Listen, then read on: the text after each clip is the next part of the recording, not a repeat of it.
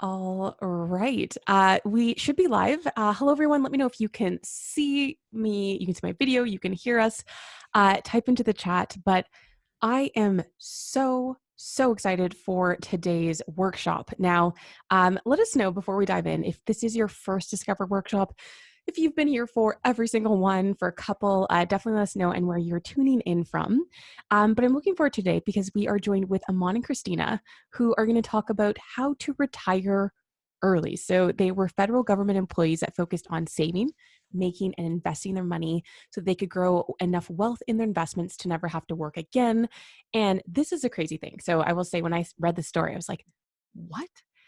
They did it, and they retired at the age of 39, and they reached financial independence to quit their jobs and retired. So Amon, Christina, thank you so much for being here. What can we look forward to in today's workshop? Hi, Jess. Thanks for Hey, having us. We are so thank you for super that intro. excited. I know that's a great intro. So, in the workshop, what we're really going to talk about is our journey, what FIRE is, first of all, because some people don't exactly know what it is to reach financial independence and to retire early. But then we're also going to talk about the 10 steps to FIRE, the 10 steps that we took in order to reach financial independence and then to retire early.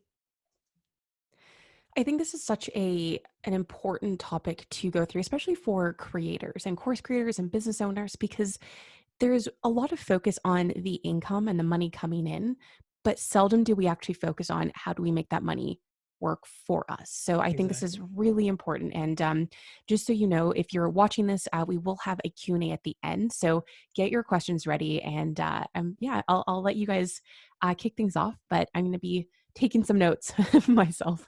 Awesome. Great. Okay, so let's get started. What we want to do first is make sure we can share this screen properly. So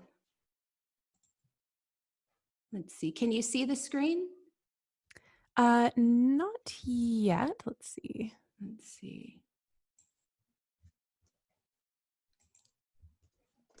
And how about that? There we go. Perfect. Yeah, looks great. Okay, we're getting there. Okay, so we are going to pull up our presentation. Everything working well? So Jess gave us this amazing intro. Thank you so much. And like we said, we're going to be talking about really what financial independence, what retiring early really is. And then we're going to talk about the 10 different steps that we took in order to reach financial independence and to retire early. So that's everything that this workshop is, to really give you insight into this process of reaching financial independence and retiring early. So we are super excited. This is supposed to be a 1-hour teachable workshop. So we're glad that everyone is tuning in to watch this workshop. And we're really thankful that Teachable is hosting us on this workshop. So sit back for the next hour and we will share our journey with Yeah, you. and get a pen and paper out because we're ready for the questions at the end. Yes. So like Aman said, towards the end, we are going to do we're going to do a question and answer period. So make sure you get your questions together. And then also we have some freebies at the end of this workshop because we are all about freebies and finding things for free. So we have a really detailed budget for you to get, and we'll tell you how to get that at the end of the workshop, And then we also have this really cool 30-day challenge that challenges you to save more, to make more, and to invest more. So at the end of the workshop, we're going to show you how you can get a free copy of that. So make sure you stick around. That's awesome.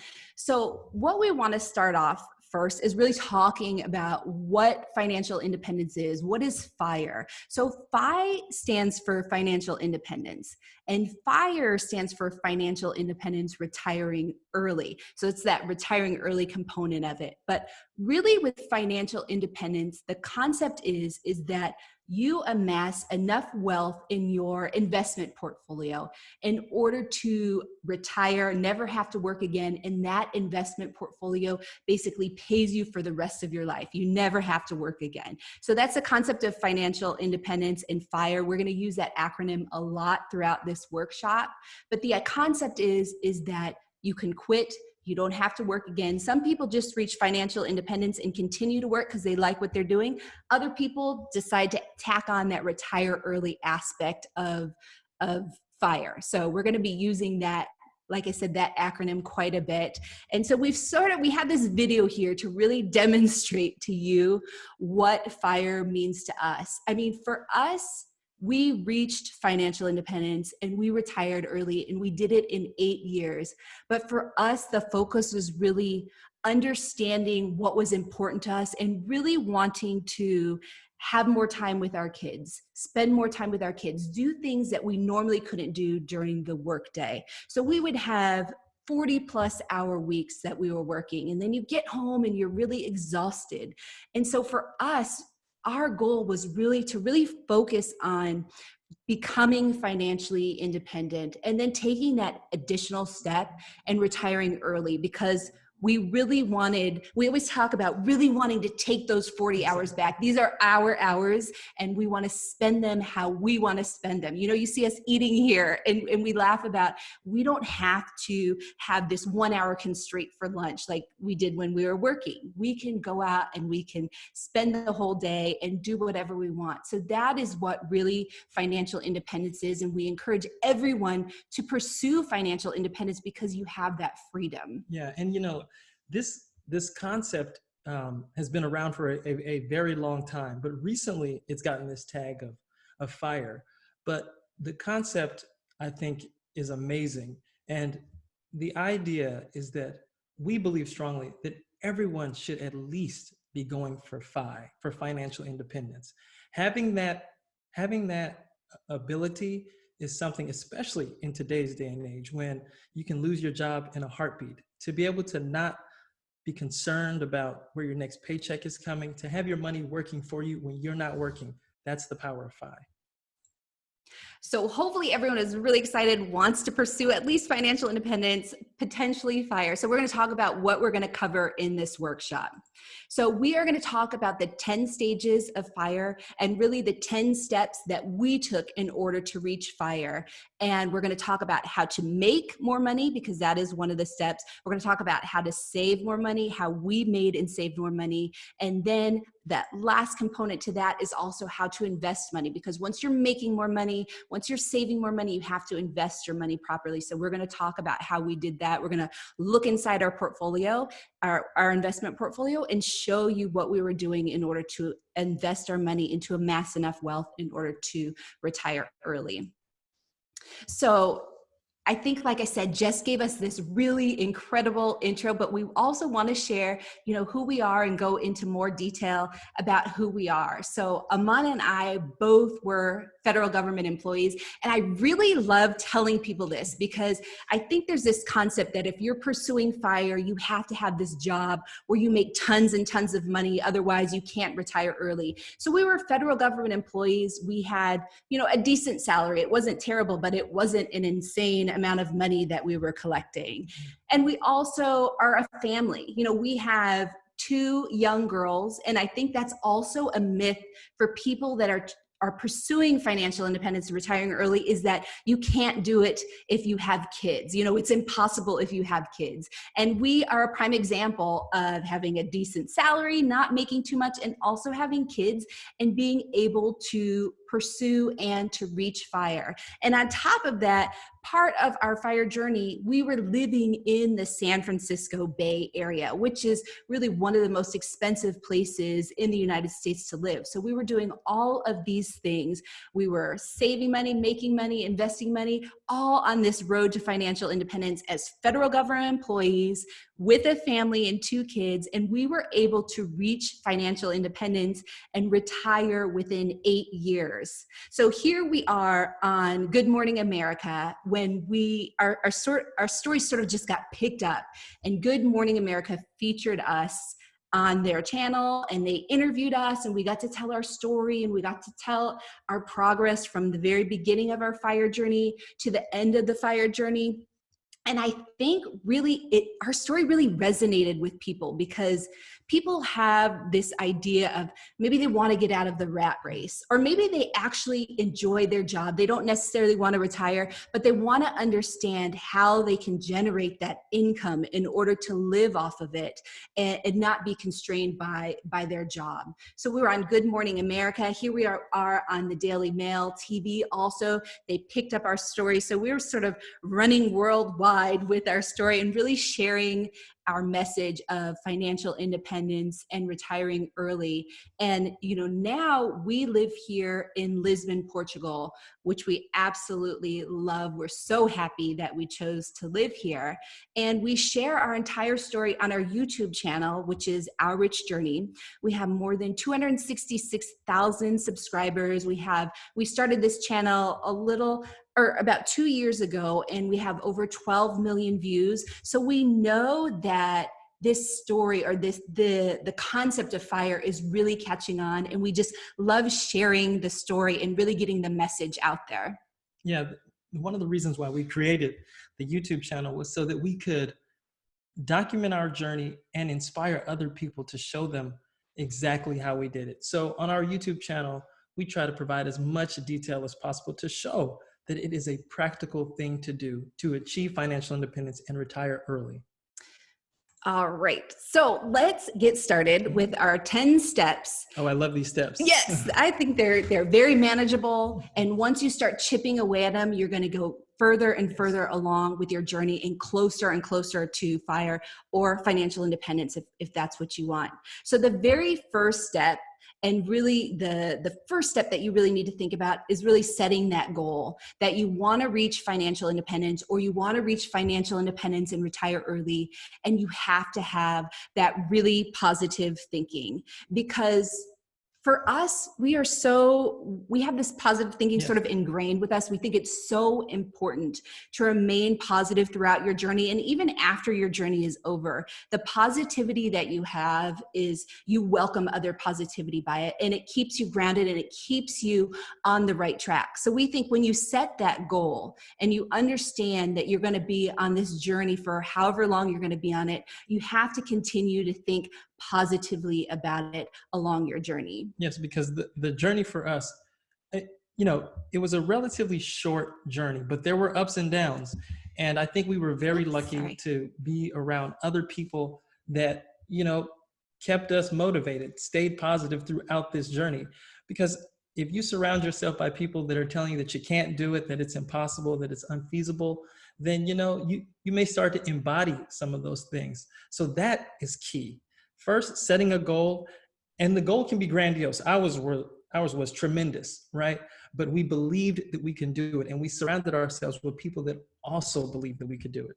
So that actually leads to step 2, which is surrounding yourself with positive people. And like Amon said, I think, there's this, if you surround yourself with positive people and you are positive, you have this positive energy. We are such believers in this concept that you can create positivity by being positive. And you can also do it by surrounding yourself with positive people. So this FIRE journey is something very unique to each person that is doing it or is on this journey. And you have to have people supporting you in your journey. I think that's with anything in life in general, but also with this FIRE journey. You want to make sure you are surrounding yourself with positive people and just stay away from the naysayers. So that is a very specific step that you should include on your FIRE journey. And the third one, now these are more concrete steps. So the third step that you need to do is really create a budget. You have to know where your money is going when you're on this FIRE journey.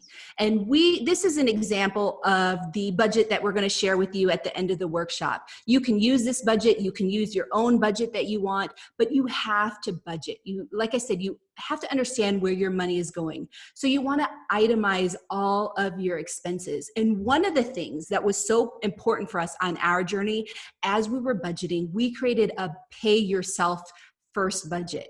And for that, what that really means is we made sure that our investments came off of our salary, off of our income, off right at the beginning of the month, right off the top of our salary, so that we made sure that we were investing first, and the remainder of the money is what we spent on our discretionary expenses. And that way you are focusing on your investments rather than spending your money on food and clothing and going out and doing all these things. And then at the end of the month, whatever you have left, it goes towards investments. Don't pay yourself last. So pay yourself first. That is the concept that you really have to really accept, is that investing has to be a priority. And so you have to not only create a budget and itemize all of your expenses and stick with the budget, but also make sure that your budget includes that pay yourself first aspect. Yes, the budget is so fundamental to this process. I know people hate budgeting, but if you are pursuing financial independence, you got to get over that, because a budget is going to be a key element in your plan. You guys really bring up a great point of including your investing in your budget, because I think something that we've seen come up a lot of times is I don't have any money left over. And it's like, if you prioritize it, I imagine your spending in other groups and categories probably would lower so you can actually make that happen. Is that right? Exactly. In fact, we backed our way into our discretionary spending. So after we paid ourselves first, whatever we had left over, that dictated the type of car we drove, the house we lived in, and the activities that we went on. So especially after we identified this big goal, we had to reprioritize things, and investing had to go to the top of that list. And we're going to talk more about it in investing later on, but it is a key element in this whole process, is paying yourself first and investing that money. That's great. So let's go on to step 4. And this actually is related to step 3, because step 4 is you want to calculate your FIRE number. And your FIRE number is actually the amount of money that you're going to need in an investment portfolio in order to reach financial independence, in order to retire early, because this amount of money is the amount of money that you would live off of.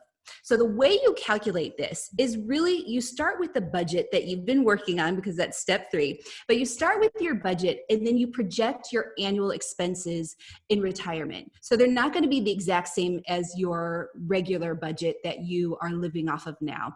The numbers can change or vary. So you want to project what your numbers are going to look like when you're in retirement.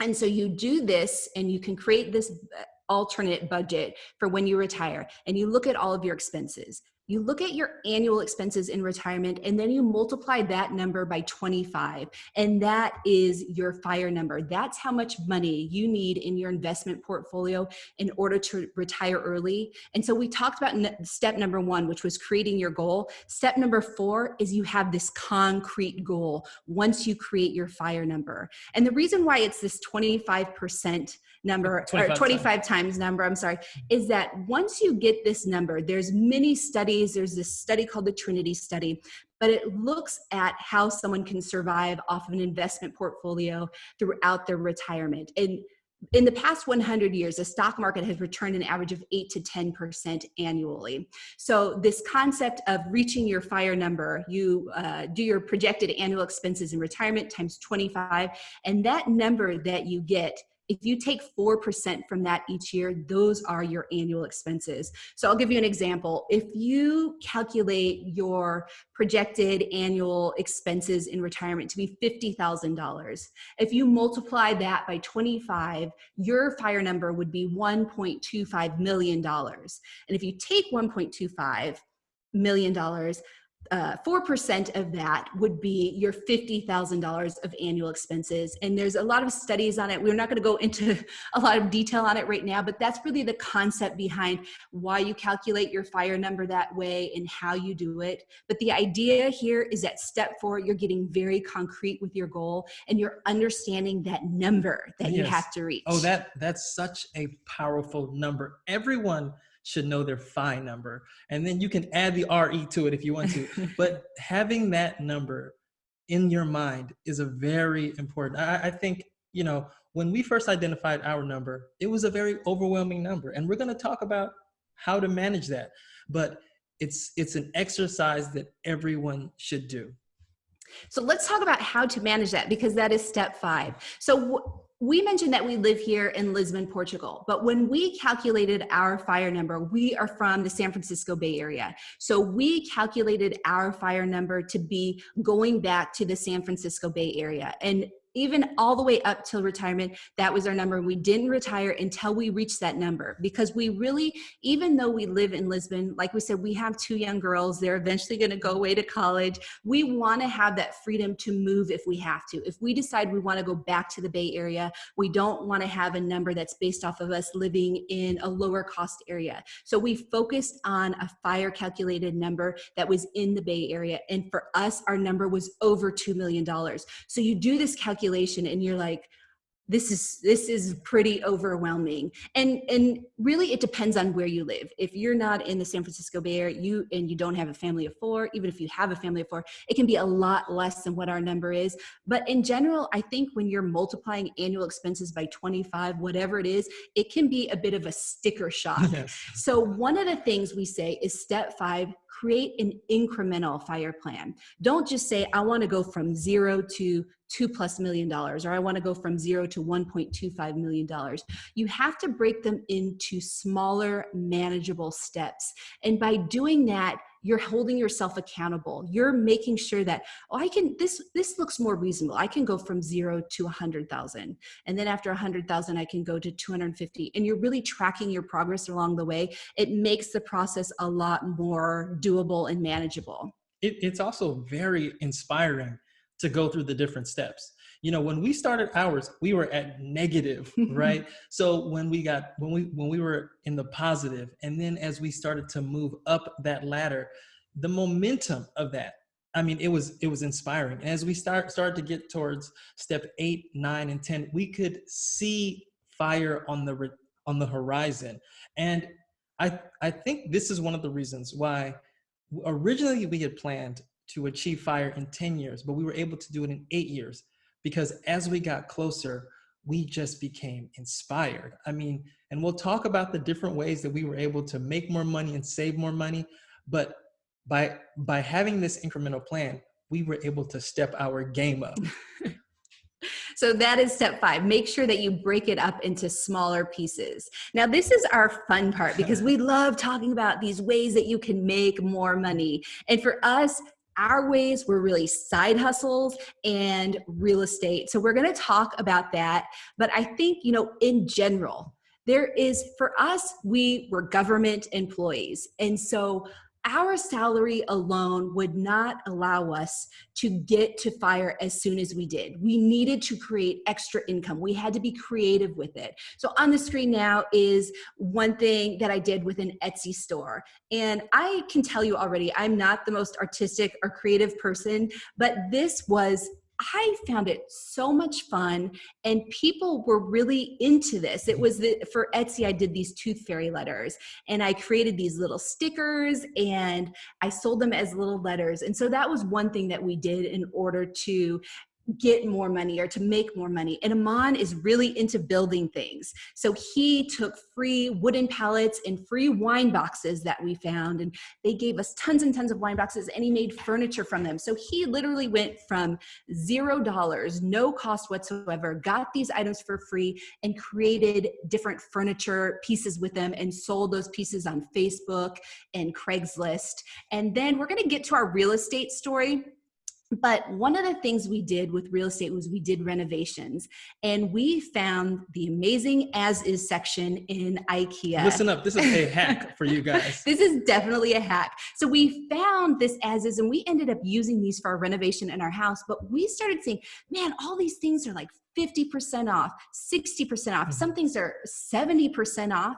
And so as our side hustle, we actually started finding these really great pieces in the IKEA as is section. And then we started selling these things on Craigslist and Facebook and just reselling them at a huge profit. So that's what we did. We talk about more than 30 different side hustles on our YouTube channel. I'm not going to go into incredible detail with that, but really the idea is find your passion. What do you like to do? What are your talents and interests? And turn that into making money. You can find whatever you want, and there is money on the streets to be made. There's literally money in the streets. And this is just an eye that we developed over time and I think it came along with some of the readings that we were doing and the financial literacy that we were doing. But we would see opportunities all the time and say, that's an opportunity to make money. And, we're all about action. So we would have an idea and we would put it into action. And that's the problem, I think, with a lot of people. People have great ideas, people have skills, but something is holding them back from taking the action. So let's continue with that action thought and talk about our other way that we made money, which was through real estate. So if you're looking at the screen right now, these were properties that we worked on. And like I said, we lived in the San Francisco Bay Area. These are before and after pictures of the work that we did. Wow. We decided we could not get into real estate because homes at the time were like over $1 million. We just could not get in. And so what we decided to do was focus on homes that had been sitting on the market for a long time and that just needed that interior renovation. It looked a bit like an eyesore. And so we thought, we had never done renovations on homes. And we thought we could learn how to do this. We could do this and we'll do the work ourselves. Like this is a before and after picture of this house that really just had cosmetic changes that need to be made. And so our very first property, we put in only $20,000 as a down payment in closing costs in the San Francisco Bay Area, which is really unheard of. And we renovated the entire house ourselves for under $10,000. We did all of the work ourselves.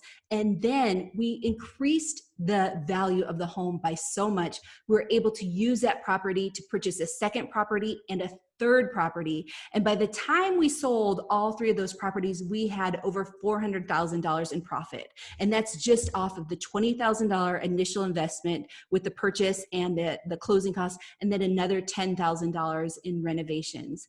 And for us, I think it goes back again to focusing, like we said on step one, with that positive thinking. Because we could have, we were searching for homes. It was at a time where people were overbidding for homes by over $100,000, and we just could not get our foot in the door. And we could have just quit at that point and just said, there's no way that we are going to be able to buy a house here. It's just way too expensive. But again, that positive thinking and really seeing, okay, there is a problem that we cannot purchase these homes like we're trying to purchase them. We need to come up with a solution. And it really goes back to that positive thinking. Yeah, and there's another aspect to this, and it goes back to action. So we had never done a renovation before in our lives. And so we read as many books as we needed to read. We watched as many YouTube videos as we had to, and then we just jumped right in. It was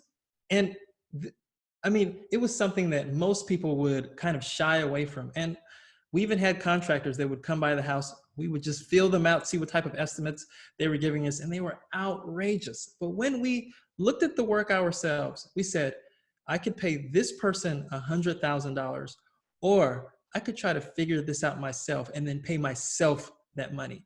And so this was a really powerful thing for us, because another example of how we, did the practical learning and then put that learning into action. And so I do want to say again, our way was through these different side hustles and through real estate.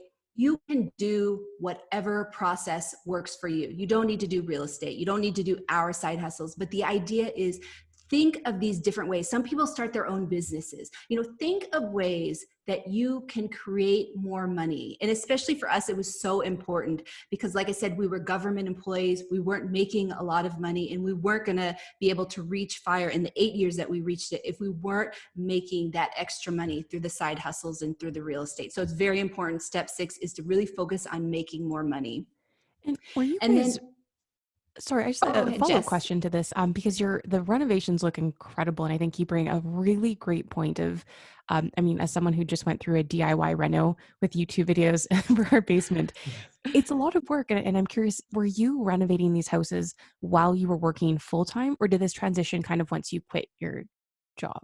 No, this was in the midst of working full time, and Christina wow. was actually also in school, and our daughters were 3 or 4 years old, and I would drag them down to Home Depot, to IKEA, but it was kind of a family affair, and it was just one of those things that you don't realize your potential until you're in that situation.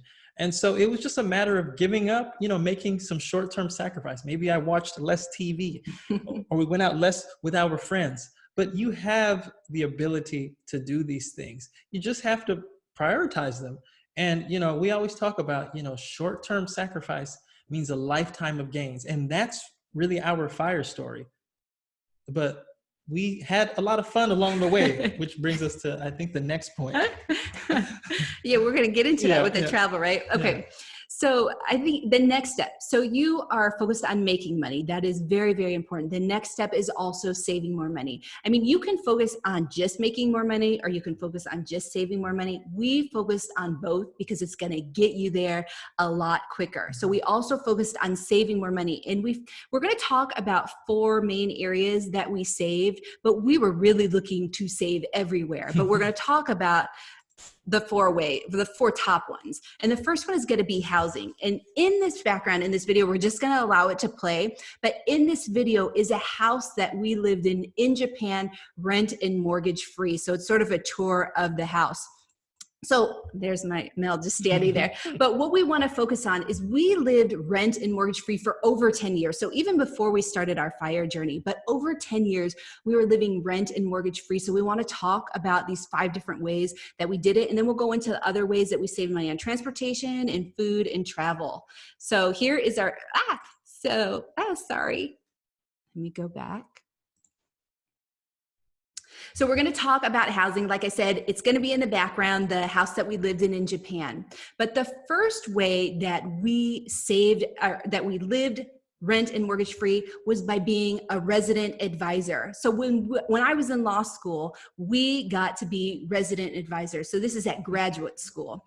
And so we got to live in family housing at UCLA for free, and they even paid us a stipend for that. And now I know a lot of people that are watching this may not be college students right now. That option may not be available, but it's very similar to being something like an apartment manager, where you can answer calls or complaints from people, and in exchange you get to live rent free. So that was a way that we saved an enormous amount of money, which was great for us. Another way that we did it was we rented out empty rooms. Now, like I said, this was, we had some of these ways before FIRE, so it's pre-kids also. So we had a house after we graduated, and we had 2 extra rooms. And so with that, we thought, why don't we just rent out the rooms? And by renting them out individually to 2 different people, we were able to use the money that they paid us in order to pay for the whole place. So we were living rent-free in that way again. And again, it's really just creatively thinking about ways that we can save more money. So the third way that we lived rent and mortgage free was we downsized. We had this house, a lot of Americans have so much house, so much more house than they actually need. And so we realized this. We were living in a bigger house. We downsized to a smaller house. And then we rented out our bigger house on Airbnb every night throughout the process that we're living in the smaller place. It paid for our larger house, and then it paid for our smaller house as well. So we were living rent and mortgage free, and we had 2 places that we were living rent and mortgage free. And then another way that we did, we have all these great ways. Another way is specifically, again, through Airbnb and VRBO. This is when we're actually renting a property. We rented a property, and in the back of it, there was a granny flat. And we talked to the owner of the property ahead of time. We said, hey, can we rent this granny flat out in the back? And the owner allowed us to do that. And by renting that out, again, on VRBO and Airbnb, we made enough money from that small granny flat in order to pay for the big house that we were living in. So it was great. And it's a great example of renting and being able to live rent-free also. And then this video, like we said, is the house that we lived in Japan. We lived in this house completely free because our employer paid us to live in this house. We got to pick the house, but they paid for this house. They also paid for our utilities. So when we were living abroad in Japan, we also did this in Spain. The federal government actually paid for our housing, and they paid for our utilities. So housing is one of the biggest expenses for people. And we found these 5 different ways that we could use in order to cut entirely our housing costs. And all of that money we're going to get into into and talk about what we did with it, but that is a huge, huge savings for us. And I think if you focus on housing, you can really save a lot of money and be able to do something with that later on your fire journey.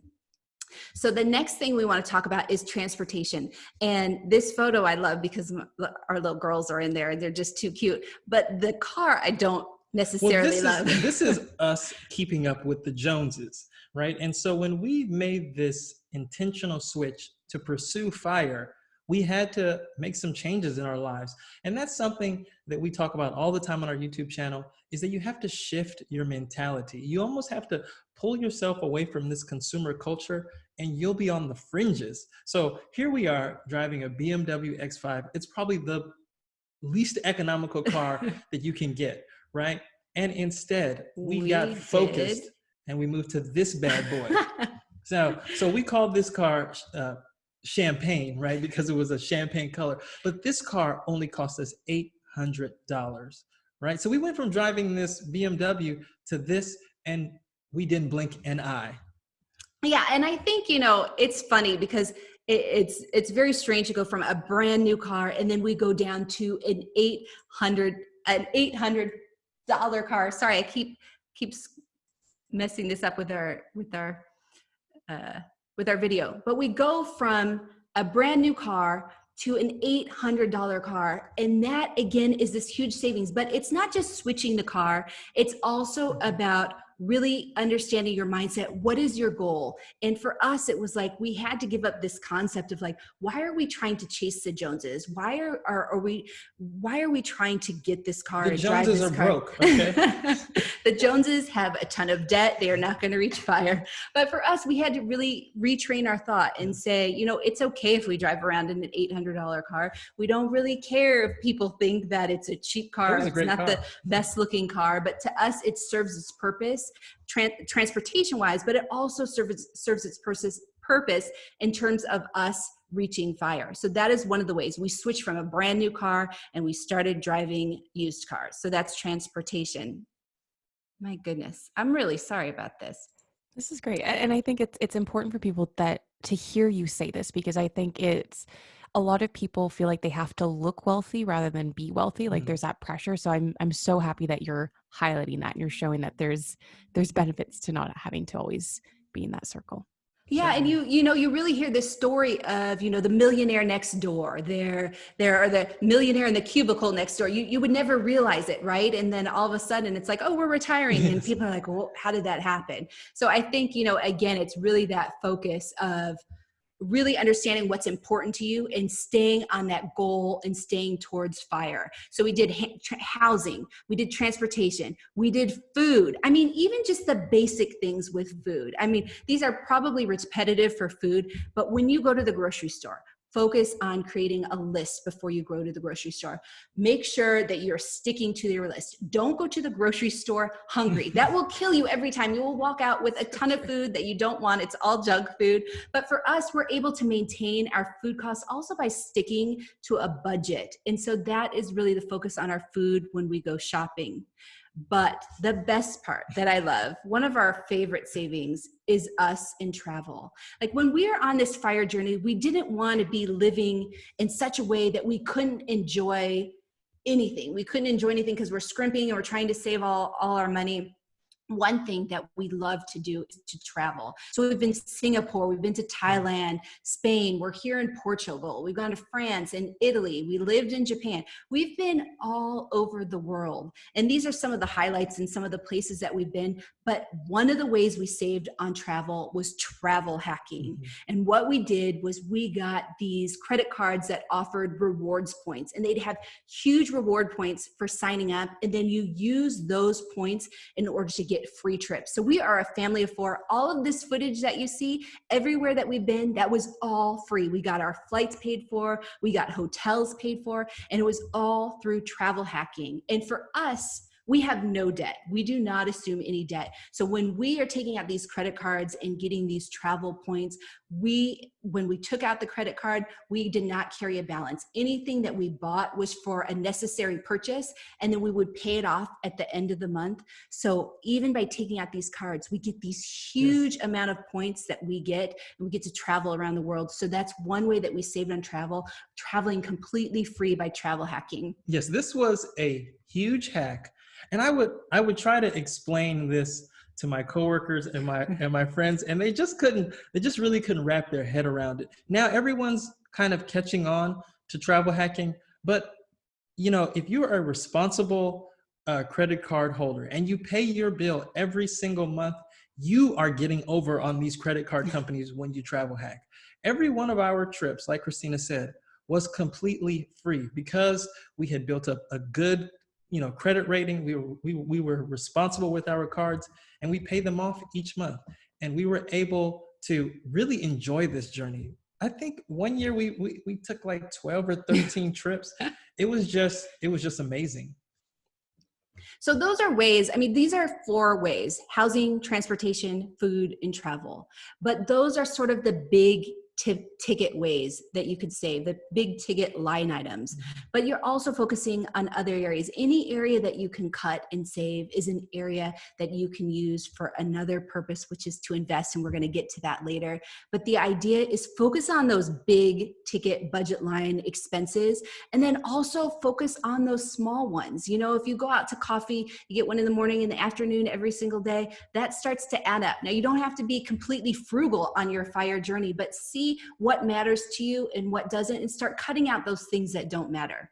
So that's another way to save on your journey. And this is our next step, which I accidentally went to a couple times, but step 8 is really, it's aligned, I think, with step 1 again, that positivity and really setting your goal. But step 8 is commit to getting better. Commit to continuously getting better on your journey. And it can be so small. Like we said, just commit to getting 1% better, continuously getting 1% better. Because the concept here is just like you break up your FIRE plan. You're not going from 0 to 2+ million in 1 month. That's not going to happen. What it is you just strive to get better and better. And when you do that, you're incorporating these new skills. You're doing new things in order to save more and make more. And if you commit to getting better over a continuous period of time, you are reaching FIRE quicker. Yeah, so one of the things is that we, at one point, were saving 70% of our income. And we would tell people that, and their minds would just be blown. Like, how can you save 70% of your income? That's impossible. People have too many expenses. People don't make enough money. But it was one of those things. We didn't start saving 70% of our money overnight. We worked our way up to that 70% by getting 1% better, by making just a little bit more money, and by saving just a little bit more money. And that 1% added up. Just imagine if you saved 1% every single month. By the end of the year, you'd be saving 12% of your income. Or if you tried to increase your income by 1%, by maybe getting a side hustle, by going for a promotion at your job, look at it as just getting 1% better as many times as possible, and you would get there. Okay, so now let's talk about the last 2 steps. The step 9 is really becoming financially literate. Because you have made more money, you have saved more money, you have to understand what to do with that money. And we always say, you are stewards of your money. There is no one that cares more about your money than you do. So you have to become financially literate along your FIRE journey so you can take care of your money and so that it can sustain you throughout retirement. So we have 5 different ways that we're going to go over really quickly, because you can look into these more, but 5 ways that you can gain financial literacy.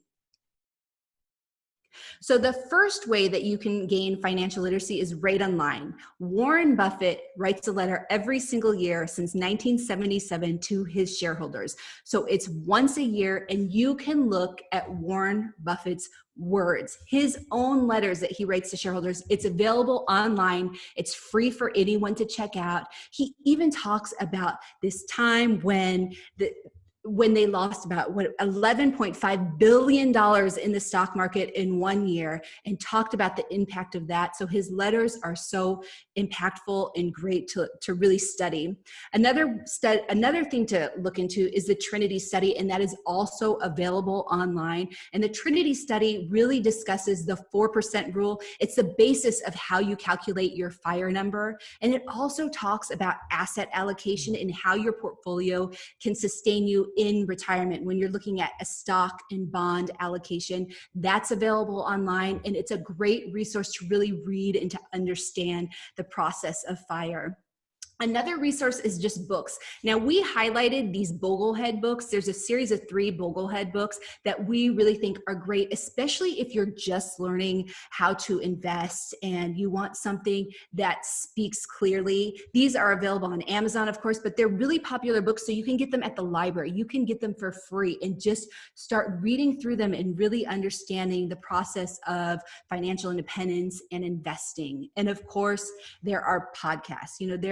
FIRE is much more popular now. And so there are podcasts that directly talk about investing and FIRE, and of course our YouTube channel. Oh, you got to watch our YouTube channel. So our YouTube channel, just YouTube in general, but Yes. on our channel, we talk about ways to save money, ways to make money, ways to invest money. And then now that we're living in Portugal and we're retired, we also talk about our life in retirement. And then of course, this is a Teachable workshop. So Teachable has courses available. So you can always take a course. But the idea is really become financially literate, understand how you need to work with your money, where that money needs to go in order to grow your money so that you can reach financial independence and you've amassed enough money in your portfolio to live off of for the rest of your life. Mm-hmm. So the last step is investing. And I think this is such an interesting aspect of the 10-step FIRE process, because for a lot of people, they know how to save, they know how to invest, and some people just want to save the money. But if you are intentional about getting to FIRE, there is no way that you can save enough money in order to retire early. You have to allow your money to work for you. You have to invest it. Even keeping it in a savings account, for example, is not going to even keep up with the rate of inflation. So you have to have your money creating a return that's great enough for you to live off of. So that's what we're going to talk about in this section here. So for our portfolio, we invest in index funds, we invest in exchange traded funds, which are ETFs, we invest in REITs, which are real estate investment trusts, and then we have individual stocks as well.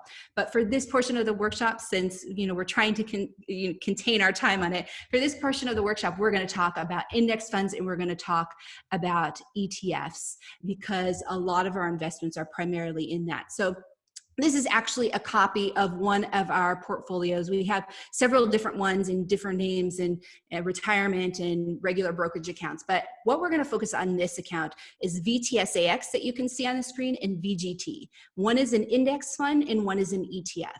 So index funds, we love index funds. We love index funds. So for those of you that aren't familiar with an index fund, what an index fund is, it's a fund that basically holds a bunch of other stocks or funds, and they're designed to track a particular index. So it could be, for example, the S&P 500, or it could be the entire stock market. So VTSAX, which we're showing on the screen right now, it is an index fund that tracks the total stock market. So that means that you are owning every single stock in this fund as part of your fund, as part of your investment. So because of that, it's lower risk, you have more diversification, and it's a low cost. So with index funds, we say it's lower risk, you have more diversification because you own everything in the stock market if you have a total stock market index fund.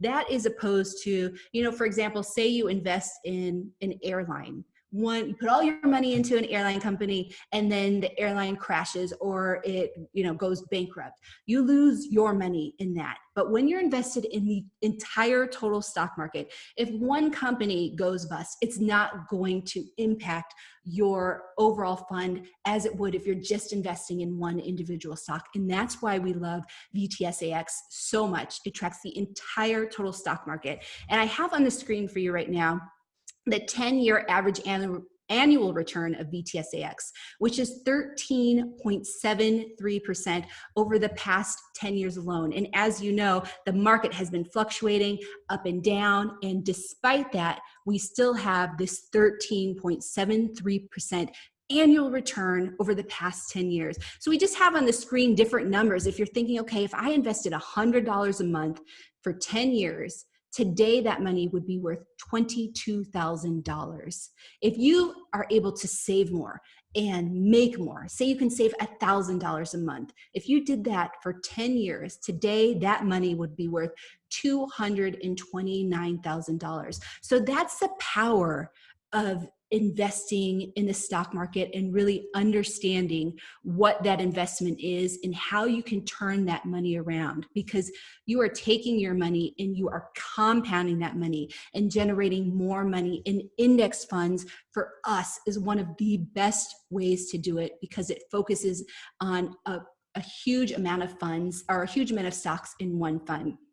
So the other thing that we want to talk about are ETFs, and those are exchange traded funds. They're very similar to index funds in that they hold multiple stocks and bonds, but they're traded a little bit differently. We're not going to go into all the detail right here about the difference between how an ETF and an index fund is traded. They're traded slightly differently, and that's enough to know for now.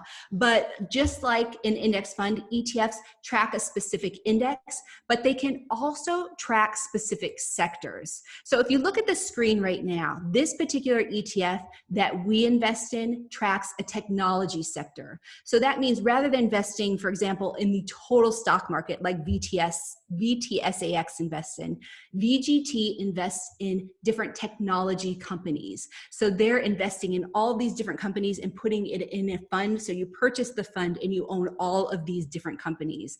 And just like the ETFs, or just like ETFs and index funds, you have lower risk. There's broad diversification because of it. And ETFs, again, are also low cost. And it's that same concept.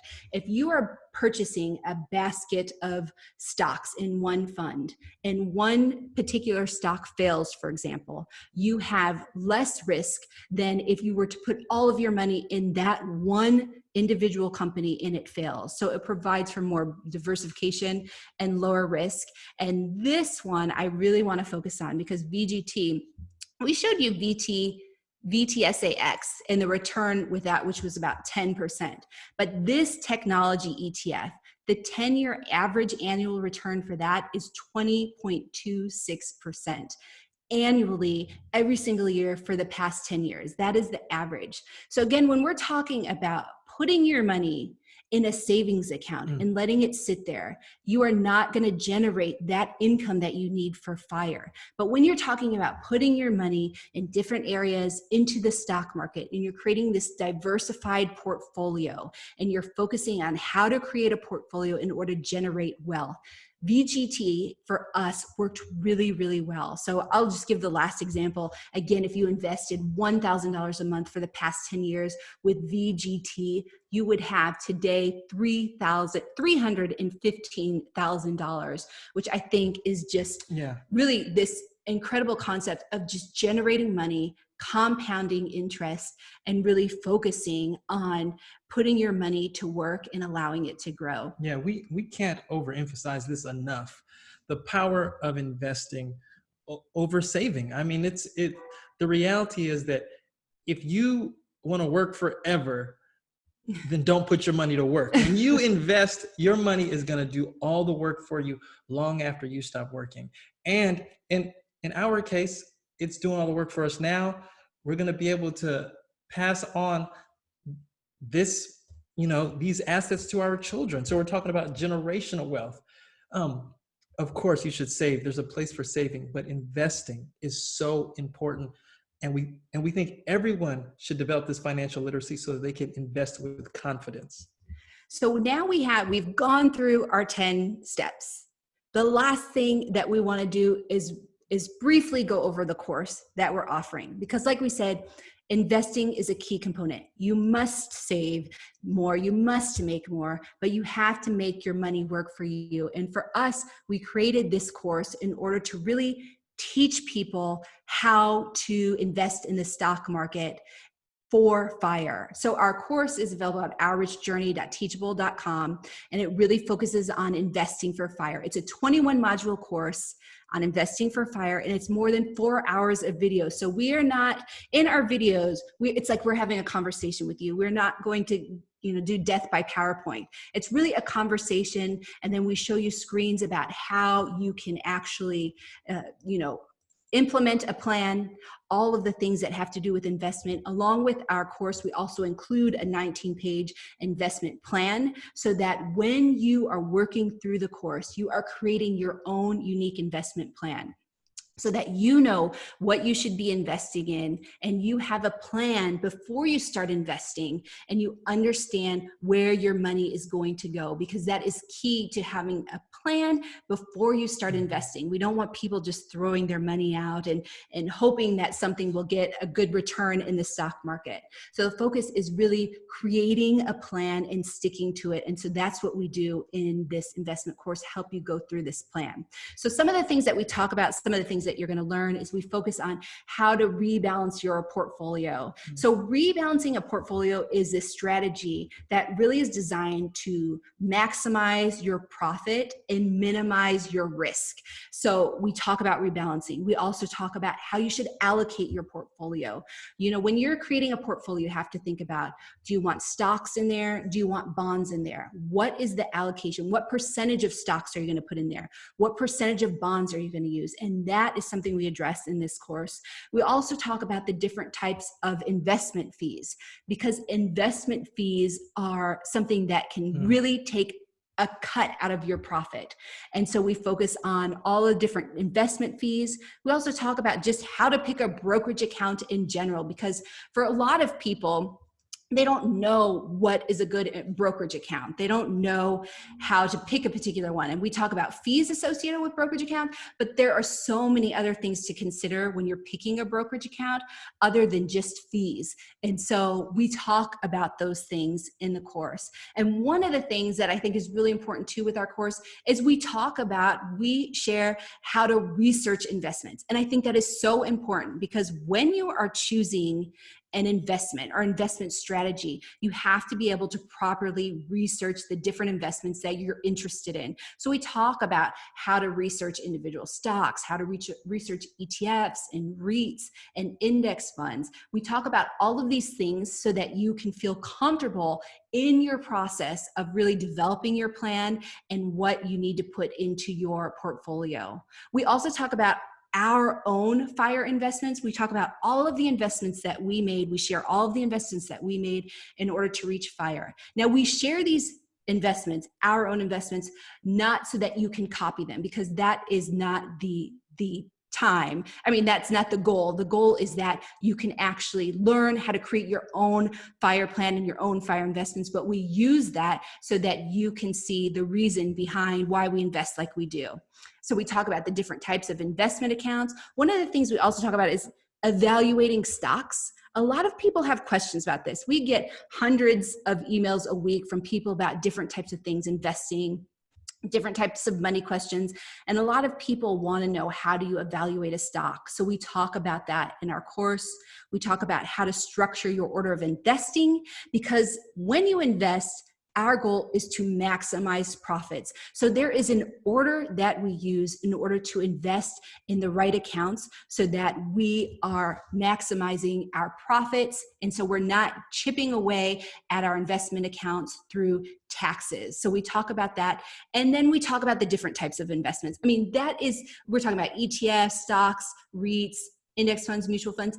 That's sort of an overview of the course. I mean, we talk about even more, and I know I went through, we talk about this, we talk about this, we talk about that. There's a lot of things we want to go, and I really want to share, I wanted to share some of those things, but you can enroll for the class and really get a good understanding of how to invest, because like we said, that is key to your FIRE journey. And so you can enroll today.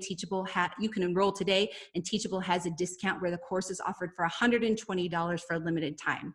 So now that we've gone through all of that, one last thing Can you minimize it? Can you guys still see us?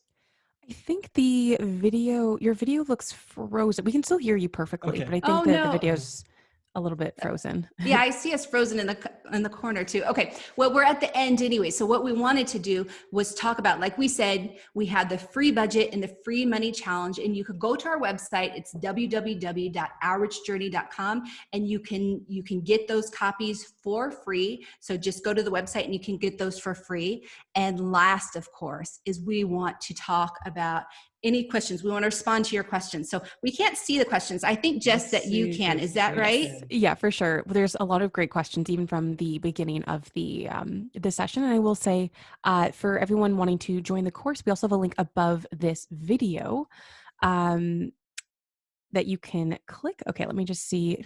Looks like the video is. Is it still frozen? I still see us frozen. Yeah, you sound perfect though, so at least we can still hear you. But we can try to. We'll see. It might come back on, but I'll keep an eye on it. Okay. First of all, though, can we get a huge, huge thank you in the chat for what Amon and Christina have shared? This has been like, I really appreciate the way that you've delivered this information and that you've included, I think, the two main elements around achieving financial independence, which is, yes, it's good to have strategies, but the fact that you mentioned the importance of your circle, having a positive mindset, like the things that will help you persevere through all of these things that you're doing was really fantastic. A lot of thank yous in the chat here. So I'm going to scroll up here. I'm going to go through some questions. And for those of you watching, if you have new questions, definitely type them into the chat. Okay. Is there a replay of the session? Yes, there is. Okay, so when you were going through the to determine what your FIRE number is, it's your projected expenses times 25. Josiane was just wondering if you could clarify, is it projected annual and expenses for retirement? Is it just expenses times 25? What does that look like? Oh, that's a great question. And I have to apologize. I think the video is even worse now because we tried to get out and get back in, and now I think there's no image, but we want to go over these questions. So the question was, what does that 25 really, that number really look like, right? So the answer is, it is actually your annual expenses for 12 months in early retirement, or in retirement in general. So you can start by breaking it down by looking at what you would expect your monthly expenses to be in retirement. But the idea is that you don't just scroll that out for the next 12 months and say that's your annual expenses, because sometimes you get these expenses that pop up just once a year, or maybe every 6 months or something like that. So the idea is you're looking at 1 year of retirement and all the expenses associated with that 1 year. And then whatever that number is, you multiply that by 25, and that's your FIRE number. So, I think I use the example of, if you need, for example, $50,000 in retirement in order to live off of. Those are all your expenses for 1 year in retirement. That's the number that you'd use. You'd use 50,000, and then you'd multiply that by 25, which would be 1.25 million. So then your FIRE number, what you would need in your investment portfolio, would be 1.25 million. Great. Thank you for clarifying that. And Caitlin was wondering, does that mean your FIRE number is for only to fund 25 years of retirement? What's the correlation with 25? Hi, Caitlin. That is a great question, actually. So we had to rush through the workshop so quickly, but I think that's a great question, so we can focus on it. Because so the 25 times will give you the entire number that you need throughout your entire portfolio before you retire. So you need, for example, we gave that example of $1.25 million because you need $50,000 a year in order to survive. And that's based off of this 4% rule, meaning that the 4% rule is a study that's been around with the FIRE community. And the idea is that you can pull 4% from your portfolio and live off of that every year, and it won't decrease the principal balance of your investment portfolio. So the average annual return for the stock market over the past 100 years has been 8 to 10%. So the concept is, if you have, for example, $1.25 million in your portfolio and it's growing every single year, you can still take 4% off of that, and you can live off of that, and you never have to make more money. It's just your money is sitting there generating automatically in the stock market. Yeah, a lot of people, live off of their dividends, right? So it's almost, you can almost look at it like a dividend payment that you're getting from your from your stock portfolio. It just depends on how you arrange your investments, whether or not you're getting enough in dividends or whether or not you have to sell certain shares. But the idea is that your portfolio, once it's reached that FIRE number, you can basically live off of the dividends and the capital gains, and you'll never run out of money, because each year, like Christina said, your portfolio is growing more than 4%. The stock market has returned 8 to 10%, but you're only pulling 4. So in our situation, in FIRE, as we're pulling from our portfolio, our assets are still growing, and they'll grow generationally. Our assets will be able to pass on to our children. This is the other part about FIRE, is that it's also a generational wealth building tool as well. Yeah, and that's one of the research I said. We talk about it in our course, but like I said, also that Trinity study that I mentioned as a way to gain financial literacy, that is like the holy beacon of how to explain the 4% rule and why you calculate your number times 25. And that is available for free online, and you can find it and really go through that, and it really details all of the information. It's a great resource in terms of understanding the FIRE number. That's super, super helpful. And I'm going through the questions here. Again, if we don't get to your question today for whatever reason, definitely follow Amon and Christina on their social. What is your website? I'll add that into the chat. The website you send people to. It's ourrichjourney.com. Perfect. Or folks can follow us on Instagram at richjourney.com. Mm-hmm. Or it's at richjourney. Yeah. Perfect. Okay, so Diane said, so calculate on a moderately expensive area, then you've got some wiggle room if you live in a less expensive area. Good point. Okay, a lot of praise for your renovations that you did, which were fantastic. Thank you. Okay, there was a really interesting question here around what this looks like in a time. Okay, so would be great to know if these strategies are realistic in a post-COVID era, i.e. nightly rentals, living, working abroad. What are your thoughts on this? And I would imagine you saw like in 2008, there are a lot of changes that were happening too. Yeah, would love to hear your thoughts on that. Yeah, this is a very interesting question, because one thing about people in general is that we are very resilient and creative, right? So yes, we're living through this particular moment in time where this pandemic is upon us. But what we're already starting to see are people coming up with different creative ways of, still moving the economy forward. So what we did, exactly what we did, maybe that doesn't work at this exact moment, but there's always opportunities. You see, what we did, no one else was doing at that time, right? We weren't copying someone else's playbook. We were going out and creating our own playbook. And we think that when people start this journey, this is something that they have to embody and take on themselves. So, you may not be able to do exactly what we did. This is your journey, right? And we always emphasize that this is kind of our journey. Use it as inspiration, right? When you develop your own plan and your own tactics. Yeah, and I also would want to point out too that I think achieving FIRE is for everyone. Achieving financial independence is for anyone. Anyone can do it. I mean, if people ask like, can it be repeated? It most definitely can be repeated. And especially coming from us, we were government employees. We also didn't come from families with money. So it's not like our parents were throwing money at us. We came from very humble beginnings. And so we didn't have that money. We didn't even have, when we were younger, we didn't have that money understanding or that knowledge of how to make our money work for us. We were definitely understanding of savings, but not that investing component. And so we learned all of these things. And it was also at a time where, YouTube is fairly new. There was no talk on YouTube about financial independence and retiring early. There were no podcasts out there when we first started. So I think definitely, especially with all the resources, it is definitely achievable for people to reach FIRE.